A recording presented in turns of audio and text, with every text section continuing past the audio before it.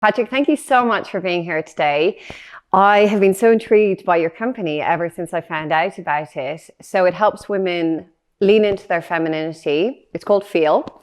And when women lean into their femininity, they can achieve so much more in their lives. So it helps them actually listen to their bodies more. And I think sometimes, and I know I've definitely experienced this myself, that in this day and age, as a woman, we're expected to achieve so much that actually we can kind of lean into our masculine so much, and it can help in some ways, but in some ways it's doing us a disservice. So then this leads me to want to ask you questions about your knowledge, because actually from doing this company, you have come to understand feminine and masculine energy in a way that actually a lot of people might not be aware of. So this is what I want to talk to you about today. So can you tell me more about feminine and masculine energy and how we can lean into it in a way that is advantageous for us? And actually, particularly, this is what I'm most interested in, is when does it block women from actually being their best selves? Yeah, well, thank you for having me here. You're welcome. True, yes, we created Feel 2 years ago. The idea is, how do we help women connect deeper with their bodies and ultimately with their feminine, with their sexual energy, because we find that that's where the true power actually lies. And in our systems, like, we're simply lacking education and tools to do so. So what we've done is we found experts around the world from all different kind of areas around sexuality, which is a very broad subject. So we're not talking about sex, but sexuality in the broader sense. And we bring their knowledge, wisdom, practices to more women so they have access to it. Amazing. So I really want to focus on this idea of masculine and feminine energy, because in psychology, we don't really get trained on this. And I feel that if someone goes to a therapist and they say, how do I be more feminine? I'm, scaring men away. I'm like, it's affecting my dating life. A therapist, because of our training, won't really have access to the right information. So I think that this is really valuable information for men and women. And also I think it's very invisible for most people, that they don't really understand what's happening with feminine and masculine energy. Some people have better awareness of this than others, but I think the general public has no idea about feminine and masculine energy. They'll think, oh, someone's really feminine if they look really feminine, rather than actually looking at, their behaviors and their actual actions and their energy. So let me get a bit more specific on it. What do you observe in women in this day and age, particularly women who are career women? How are they leaning into their masculine in a way that actually does them a disservice in relation to their relationship lives? Yeah, this is an interesting question, because especially now with the subject of, the careers and career environment and business environment, it's important to understand mainly that these environments were shaped by men. So they're inherently built through masculine leadership practices. That means they're very structured.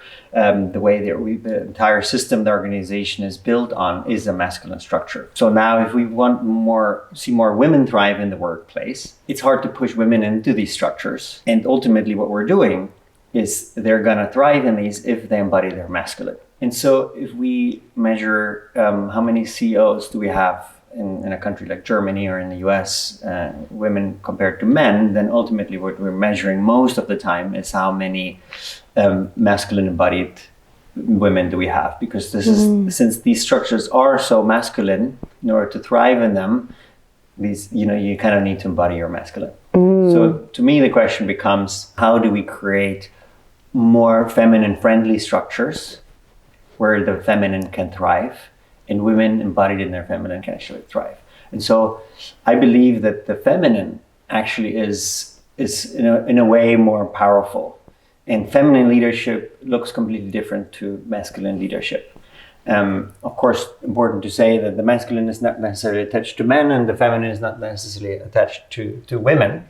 We both have both of these energies and can tap into these energies. And that's what we've seen through the work with Feel, that women embodying their feminine usually are happier, are more successful in life. So let's just say for a woman to be successful in her life, she has leaned into her masculine energy because it's serving her very well in certain areas of her life, perhaps her career. What are you noticing in her in terms of her behaviors, that actually makes her more masculine, particularly as a male? What would you be observing in this female where you're like, oh, she's actually quite masculine, even though she might look very feminine? I mean, simply put, it's a masculine structure that they're successful in order to thrive in that, they almost have to be in their masculine. The masculine that that we see is kind of they're very goal-driven, very focused on their career, very structured. A feminine embodiment looks differently at things. It's a different way of decision making. It's including everyone and everybody's opinion, and then decision making is happening more in a collective way. Not that there isn't assertiveness, but it happens in a more inclusion. The feminine intrinsically is a more nurturing, more loving, more caring energy, right? If we go back to ancient tribes, when the men would be out and hunt for the wildlife, then the women would be the one taking care of the family and the tribe and lead those circles. I think what a lot of women don't notice and they're not aware of, and where they might be making a lot of mistakes in their relationships, is that they think they're being very feminine because they're female, and they're actually causing problems because of the way they communicate, because they're in their masculine energy. Then they're actually repelling men, but then they're blaming it on men, and they don't really see that actually the problem is in how they're communicating because they're in their masculine. So I know you have a really good understanding of this. So I'm curious as to what you would say is happening there. If a woman is in her feminine in the relationship, what's the dynamic? What tends to go wrong that then leads the woman to the same situation again and again and again? Yeah, so I encounter this all the time because a lot of women come to me and say, oh, I would like to meet a man who's stronger than me, and men are intimidated by me. Yeah, and ultimately they want a man who's more masculine than they are. Yeah, because they're very masculine. Because they're not realizing how much they're in their masculine. And what doesn't happen so much is that the men are intimidated. They're much more maybe emasculated. Think about it like this. You go for a dance. It doesn't matter if it's salsa or tango. But imagine now a couple dancing and each of them wants to take lead in the dance. I mean, it would be a horrible dance to look at. They would be pushing and stepping on the foot and hitting, knees hitting knees, and it wouldn't be at all in sync and a beautiful performance. While actually in a dance, it's a very clear distribution, right? One leads and then one follows, which doesn't mean that one role is more important than the other, because actually the man usually leading with the masculine just provides the structure and the rhythm and the safety. And then actually it's all about the woman who then turns a pirouette and makes the dance beautiful. And we can think about it the same way in any relationship in life. It's a dance, but if there's no clarity on the polarity, then how can it be a beautiful dance? This is often what I see in women that I speak to today, that they're not so aware that they're so masculine and they just want a stronger man. And sometimes they would even say, okay, I'm going to teach the man. Teach the man what? Teach the man to be more masculine because they're mastering the masculine already. And so this is what I see. And I think the understanding of what the feminine is, embodying the feminine and bringing that to, into the relationship will also help to appreciate what is the masculine and why, as a woman, maybe I don't want to be in my masculine. I want to be in the feminine, which is bringing the life, is the nurturing, is the love, and the caring, and let the men do building the roof and the structure and the protection and going out to be risking their life. And that also then allows an acknowledgement of these elements. So I do see men in the role to protect the feminine, because the feminine is the one that brings life, and the masculine protects that and serves that life. So it's a little bit of an old, but this is where we come from originally, and that's just still in us. And men can bear children, so we can create life, so we can only protect it. Lots of people think that fighting for equality for women is really important. What are your thoughts on this? Yeah, absolutely. So I'm joining the fighting for equality for women. And there's a lot of work to do in that area. However, I also believe just because we need to be equal in terms of what we're worth, we're not the same. We are different. And we can be our most powerful if we actually bring the best from both sides together. It's the yin and the yang, the masculine and the feminine. And that's how we can achieve more. It's not about It's not about, oh, we can prove that we can do it the same way or better. No, the question is, how can we do it together and each bring our qualities? But we're not the same, and we have different qualities. So let's try to understand how we can bring them the best way together. And that also doesn't mean that the man always has to be in his masculine and the woman always has to be in her feminine. Not at all. But the understanding of the dance and switching and polarities, when which part is happening, that's really important. I think this is so interesting, this topic. So you talked about the dance, and then typically in the dance, the man is leading, which, you know, I believe can help women feel very feminine and can lean into their feminine. But sometimes women, if you tell them these kind of messages, they can be like, well, I don't want to be controlled. I don't want to be led. I want to be a leader too. How would you explain to these women that in the relationship, they still actually, you know, have a lot of control and a lot of power, and it's not about just because the man's able to lead doesn't mean that she's giving everything over to him and giving him all of the control. Yeah. So first, it's important to understand that, again, right, that just because the man might lead, he doesn't have to lead in every moment, in every scenario. There might be so many situations in life where she takes the decisions or he takes the decisions, right? And we see this all the time. So it's just this understanding, it can go back and forth. And just the clear understanding is really important to understand the roles that we play in different moments, and they can change back and forth.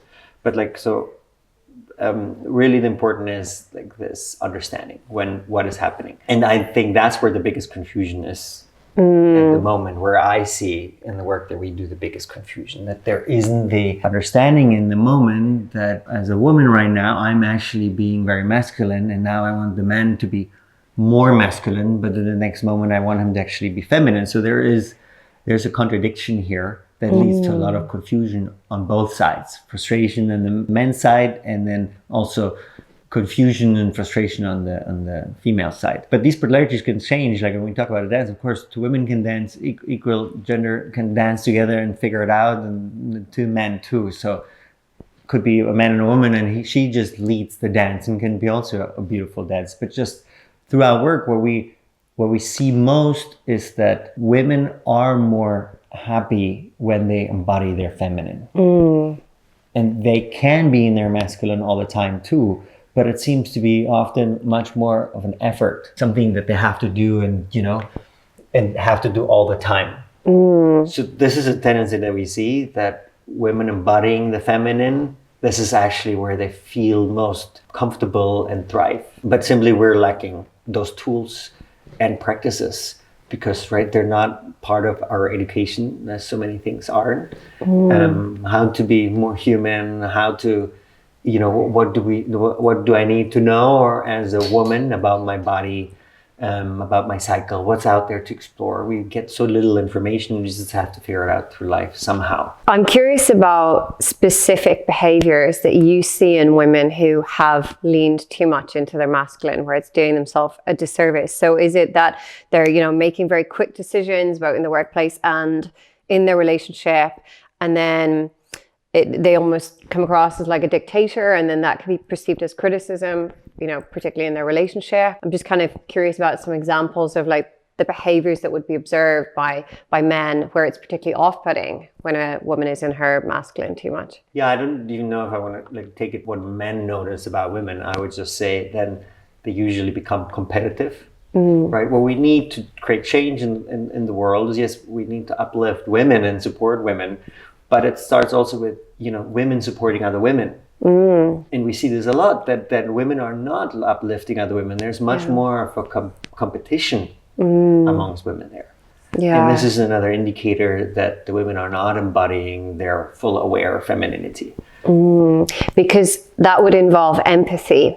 Because when women lift other women up, they are really empathic, and they really feel the emotions of the other women, and they want the best for them because they're able to empathize properly. So then that would lead me to assume that empathy is a huge element that's required in relation to a woman. Yes. Leaning into her feminine. Yes, correct. I mean, we speak about the divine feminine and divine masculine, and the toxic or the unaware masculine and feminine, and this plays a big role in this. So competitiveness isn't isn't a divine quality of either sexual energy. So this is where we can see that there's no full divine embodiment of either of them in play. And so this is what we mostly see in these environments today, which then tend to push out these rather toxic sides in us rather than the divine ones. And once a woman has managed, and I see this with so many women in my network who have been very successful in the business world, but they would say themselves, they've achieved it by being in their masculine energy. And then once they achieved a certain status, and they can reflect on that, and that's where it becomes really powerful to then embody their feminine. And this is the change I think that we need to show through more role models, how embodying the feminine can actually not just lead to similar success, but to more success. And that's what I believe it actually can be. Actually, it is more powerful. And so how do we create environments where more of the feminine leadership qualities can actually thrive? And the same in a personal relationship, creating a safe environment for the feminine to feel safe and for the women to feel safe enough to embody the feminine and bring the life. And this is what the masculine has to provide if it wants the feminine to flourish. So it's important for men to be educated on this as well. Yes, absolutely. It just happens to be that with Feel we're focusing on women because these are very different subjects, men and women. And I'm building this with my co-founder Maria, who's been through her own sexual healing journey over 10 years. And now we're bringing this knowledge and information to more women. So what we're embodying with Feel is a very feminine leadership structure. And we're trying to create a role model of how that can actually look like. And Maria, she's very feminine.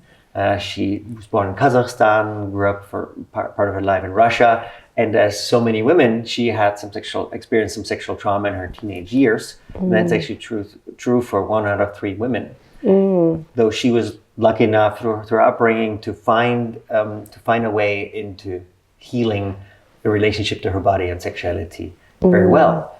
So we realized, well, this is actually a problem around the world, right? Sexuality, sex is a topic of taboo, shame, it's oppressed. And that's not just for countries like Kazakhstan or Iran. This is the issue worldwide, like Germany and all over Europe, in the US. We think we're liberal, but we're just not educated. So how do we learn about our sexuality, right? We're highly trained in the mind, and I'm German, so I've been to this training. And then for the past 15 years, I've been trying to get out of my mind and connect with my body. And that's where school started for me. And so there's no place today where really we can find this knowledge. And how do we learn these things? How do we even know what's possible and what exists? And so that's what we want to make more accessible to women, like inspired by Maria's journey, to bring really this knowledge by finding the leading experts in the world to more women and make it accessible. So when you tell people about what you're building, they might get confused and think that you're promoting women to have more sex by, encouraging them to lean into their sexual energy and feminine energy. But I understand that that's, of course, not what you're doing at all. So could you explain, how does women leaning into their sexual energy help them achieve everything that they want to in life? Because this is not just about, you're not promoting promiscuity here. You're actually promoting women becoming more connected to their bodies, so then they can be more confident, and they can be more confident to communicate better with everyone in their life, whether it be in the workplace or in their relationship. So could you explain that? Right. How does sexuality link to being able to thrive? Yeah. So we're in the world we currently live in, we're so strongly trained in the mind. And not just are we highly analytical and able to comprehend different complex problems and find solutions, but we also have trained the mind to take decisions and lead the way for us. While actually one of the most powerful divine energy features is the intuition. But we haven't really learned in our system anywhere to tap into that and to train our intuition. So tapping into our body and intuition can help us actually lead the way and make decisions in life that are guided from our deeper, source of being. And then the mind is not here to take decisions or give the direction, but is here to then as a tool to execute. Getting out of the head and into the body and connecting to the intuition is one element. And then we understand that the sexual energy is actually the creation energy. That's the most powerful energy that we have. That's the energy of the universe. So this is where all our power lies. It's a wellspring of energy and power. So if we connect to that, then everything becomes possible and easy and is in flow and doesn't feel like, yeah, but I want to go here, because maybe, I need a nicer car, I need a bigger house, I need this and this kind of partner, I need to go to this and this vacation, I need to have this kind of job because it looks good, and this education, and all these decisions that we're trying to make in our mind, instead of actually like feeling into our body and deeply knowing what feels right and what feels good for us. This is what we're training, and this embodiment practice is what we're focusing on. So also with Feel, it's a mindful journey. It's kind of, okay, we now understand meditation, calm and headspace have helped us to find a path into meditation in an easy way, because before calm and headspace, it was an esoteric practice that only monks had access to, and we were wondering what it could be, but really they made it very easy. So now the question becomes, okay, we understand meditation and the benefits of it. Now, what does the next level of meditation and mindfulness practice look like? And this connecting to the body, connecting to our intuition, connecting to our sexual energy. That was really well explained, because I can imagine when you're hiring someone in the workplace, if you're using your intuition over what logically seems like the good, decision based on what the CV is saying, or when you're choosing a partner, rather than like overthinking, are they the right person on paper, just going with your feelings means you don't have to think so much about it. It just feels right. So I can really understand how this would help women. Where do you even start? First of all, because you've immersed yourself so much in this information, do you meet women and you can kind of tell when they're too much in their head, and then you can see the ones who are like really embodied, and then as a result, they're a lot more feminine? There's nothing more beautiful than a woman being fully embodied, embodying her feminine energy and owning herself. There's nothing more sensual, beautiful, powerful than that, for sure. So I think it's very easy to tell by the way a woman moves, the way she expresses herself, and it's very obvious. And then we see a few indicators, which I often get when I speak to women, or they find out what I'm working on. And I get reaction probably 70% of the time. Wow. What I as a man know about all these subjects. And if not, the problem is with all the men, and we just need to fix the men and we solve the problem. And these are obviously clear indicators that which is another disease of the society today, finding ourselves often in victim role, in this victim triangle, and we start pointing the fingers at others. It's like, oh, well, we got to fix them, it's their fault. So while really what we're trying to do is, well, we can only work on ourselves. So what can I do to change my perspective and to change my life? Because it's hard to change the others. And so this is where empowerment begins. It begins not by being empowered by someone else, it's by empowering ourselves. And so for that, we need to understand how does empowerment work? Like, how can I become powerful? But it's this understanding that, yes, it's me, and I am powerful to change and to create and drive change, and not just the others. Right. So if a woman is man-hating, let's just say, is that a sign of a woman who's more in her masculine? Well, let's say anytime we see frustration, I don't think this is specific to men or specific to women, but frustration about the others, always, I think, a sign that there are messages that I'm missing, and especially when they're repeating, then there's a pattern. And so we need a certain attitude to understand then, to recognize, there is a pattern. This has happened a few times.